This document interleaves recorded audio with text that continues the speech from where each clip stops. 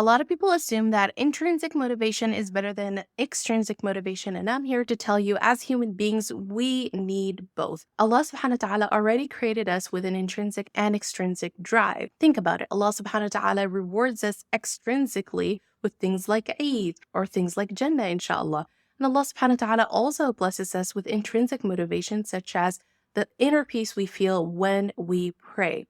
So when we're raising children, it's important that we don't necessarily glamorize intrinsic motivation versus extrinsic motivation. But the key thing here is to apply them strategically based on the age and stage of development when it comes to your child. What I mean by that is there are certain times when extrinsic motivation should be prioritized, and there are times when intrinsic motivation should be prioritized. But a lot of the times, Muslim parents come to me and they ask me, how do we build an intrinsic motivation for our children when it comes to acts of worship? And this is such a great question, and I'm going to try to give you the meat of it in 5 minutes or less, so bear with me. First thing we're going to do is actually understand what intrinsic versus extrinsic motivation is. When it comes to intrinsic motivation, it is to do something simply because you want to do it internally. You might want to do it because it makes you happy or it's enjoyable to you.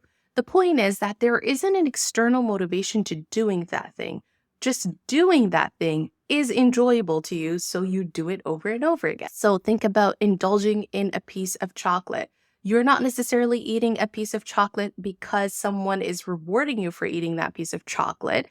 You usually eat that piece of chocolate because eating it is enjoyable, and that's what we call intrinsic motivation. Whereas extrinsic motivation is when we do something for an ulterior motive. It's usually when we do something in hopes of a reward, or we do something to stay away from a punishment. For example, if we want to lose weight, we might want to lose weight so that we can fit in a certain clothing. So there is an extrinsic motivation to working out and eating healthy. Now, generally speaking, when it comes to our children, we understand that by providing so many rewards and giving extrinsic motivation for good behaviors or actions that we want them to take, then that might set us up for failure, because what happens when that reward is no longer there? And this is the concern for a lot of parents, especially when it comes to acts of worship. So for example, if you're going to reward your child with a sticker or a piece of candy every time they prayed or they fasted, then will that child ever want to do that act of worship for the sake of Allah simply because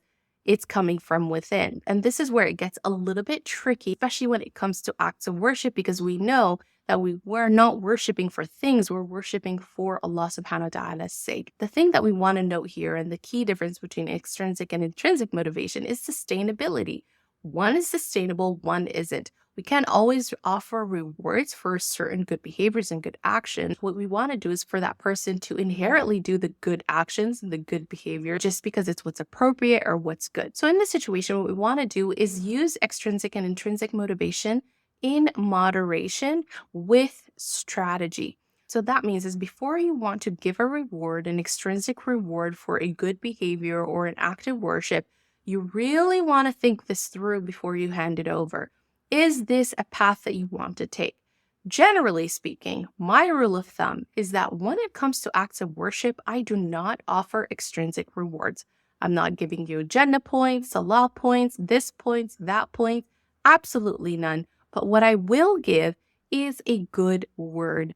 Generally, in the early years, children love to please their parents, and they love to be a source of attention, and they love to hear positive affirmations about themselves and good compliments. So instead of giving them a tangible extrinsic reward for praying on time or for fasting, I'm going to admire them and compliment them and give them all the words that will emotionally fulfill them. And the hope is that eventually they're going to feel so good about themselves that they're going to continue doing these actions without an anticipation for an extrinsic reward, but because it makes them feel good.